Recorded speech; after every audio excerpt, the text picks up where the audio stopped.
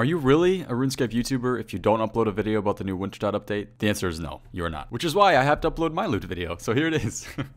I absolutely love the new Wintertide update. I really hope I'm saying that right. I believe it's Wintertide. I'm going to pronounce it like that. I apologize if it's wrong, but I do believe that's the correct way to say it. But let me say, I absolutely love it. It is profitable fire making, guys. It is not AFK, but it is definitely not click intensive fire making, and that is just unheard of, you know, for fire. I mean, I guess when bonfires came out, you were still losing money from bonfires though. It just became really AFK. But with Wintertide, you're getting profit from the crates you get. It's crazy. It's awesome. You guys have probably seen a couple of videos on the Wintertide update already, and if you haven't, this is the first time, congratulations. That's pretty crazy. But I'm not really going to explain the whole backstory behind Wintertide.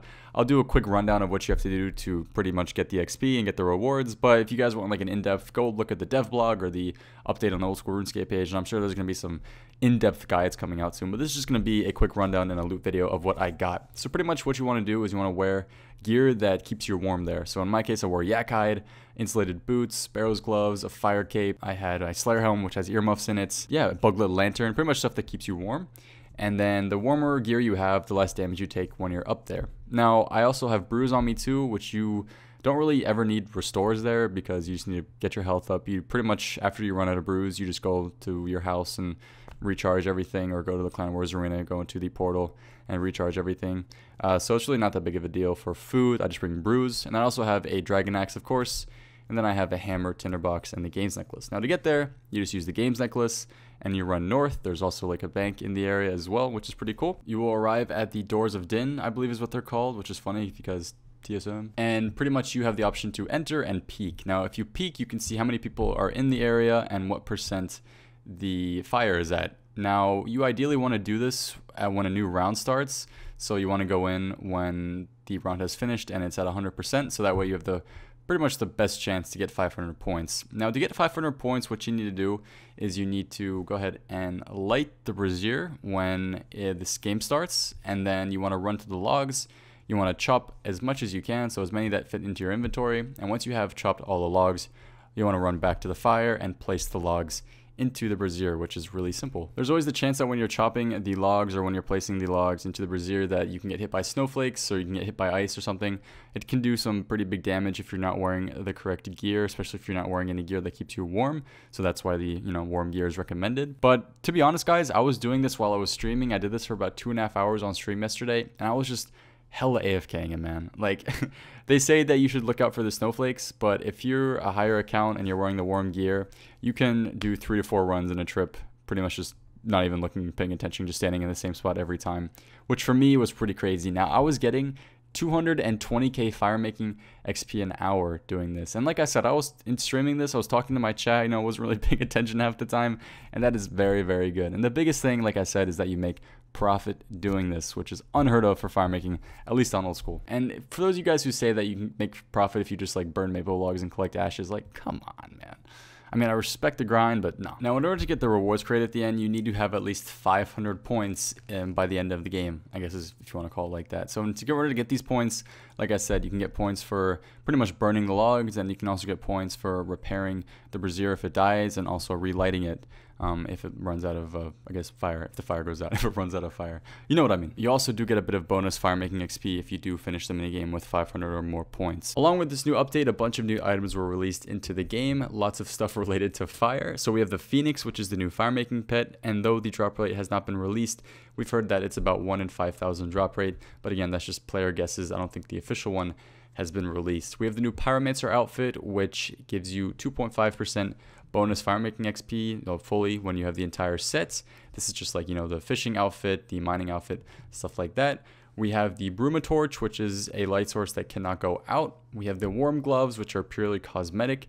And then one of the best ones is the new Tomb of Fire. Now this Tomb of Fire, when you equip it with the burnt pages, which you can get from the update or from the Wintertide activity, you equip it with these burnt pages, so you put the burnt pages into the Tomb of Fire, and then you have a 50% increased damage to elemental fire spells, and it also acts as infinite fire runes, which is pretty damn cool. So pretty OP. The exchange price is about 500k at the moment, but I'm not 100% sure what it's going for because prices vary with all these new updates coming out, so we'll see what it goes for. But really neat item, and just the items in general are pretty cool. Now from this supply crate that you get, or rewards crate, whatever you want to call it, you get 2 items, and usually they're like a seed or some sort of resource skill item, such as, you know, raw sharks, logs, seeds, like I just said, gold ore, adamant ore, all this random stuff. Now, the thing is, if you get 500 points, you get 2 of these items from a crate. If you get 1,000 points, you get 3 items. If you get 1,500 points, you get 4 items. And I'm not sure if it goes any higher than that. If you get 2,000, it's maybe 4 items or 5 items. I don't know. I haven't seen anybody go that high. I have seen a couple of 1,500s, and from that you get 4 items. So that's pretty neat. But I heard that the best thing to do is just constantly go for 500 point crates because it's the fastest XP, and it's, I guess, the higher chance of getting a pet. But from the supply crates, like I said, you get a bunch of resource skill items, and I'm gonna show you guys what I got from 25 chests. So from 25 chests, I managed to get 2 fire making levels, which I got from 86 to 88 fire making, which is crazy. So I got 2 fire making levels in about 2.5 hours of doing this, which was amazing. And like I said, this wasn't click intensive at all.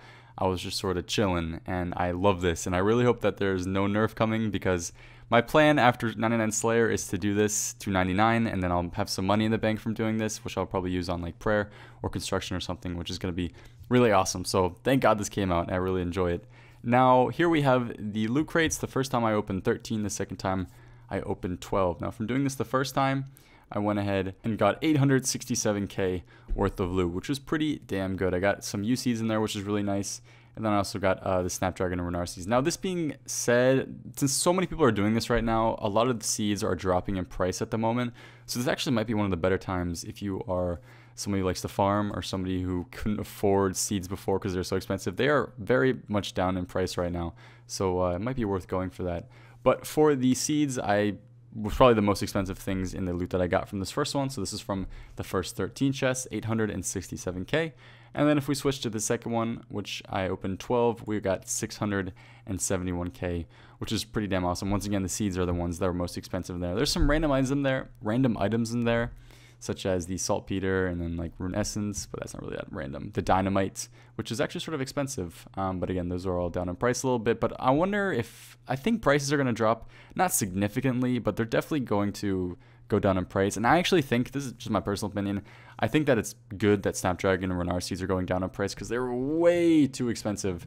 I think that they were way too expensive before, like unnecessarily expensive. Then again, I mean, you are getting Snapdragon and Renars from them, which are, you know, for super restores and prayer potions, and those are very expensive at the moment just because PVM in general is so popular, and prayer potions and restores are always in demand, so it's sort of understandable. But 671k from that second one. So if we combine the two from the 25 supply crate loots, we went ahead and got 1.5 mil worth of stuff. Now this is probably a little bit more at the moment, like I said a couple times, because stuff is dropping in price. But since we were doing this for 2.5 hours, that means that we got about 500k an hour doing this, which is very, very good. So doing this method is about 500k an hour, and then we're also looking at 220k an hour. And I was doing this at level 86 to 88 fire making, and I was getting about 220k an hour, and this wasn't even fully focusing. You can probably get a little bit more at my level, but I don't think it's that much more. But somebody who was 99 was in my stream yesterday, was telling me that at 99 fire making, he was getting 320k XP an hour doing this. Now that being said, the requirement to get in here is 50 fire making, which is a pretty low fire making requirement. You can get that in like a day if you really wanted to. And again, since this just came out yesterday, this piece of content, the XP rates are still sort of varying a bit. There's no set in stone XP rates, but some people were telling me that at level 50, they were doing this for like 15 to 20 levels because the levels were going so quickly. At level 50, I've heard that 100k an hour is potentially what you can get doing that, which is very good for a low level fire making method. Let me know below what you guys think of this, because I personally love it. You guys know I'm an AFK guy. I love doing stuff semi-AFK that will get me fast XP, and this pretty much fits exactly my criteria, so I'm very happy with it. But it's sort of OP, I'm not even gonna lie. It's really good for fire making. I don't know, I don't really see the point. I mean, again, you're getting better XP doing things like redwood logs and even magic logs, but you're losing a lot of money, and doing this is still very good. So let me know what you guys think. There's just been a bunch of varying opinions on what should happen, like whether there should be an entry fee to get in here, you know, for a little bit of a money sink since so much new stuff is coming into the game. I'm not 100% sure yet, but I definitely will upload another Wintertod update or Wintertod video in the future, because I most likely will be going for 99 after 99 Slayer. But anyways, guys, that's it for this video. I really hope you enjoyed it. Thank you all for watching, and by the way, I'll see you at RuneFest in about a week. Hopefully you guys will be there and you can say hi to me. Thanks guys all for watching. Hope to see you next time. Have a good one, and peace.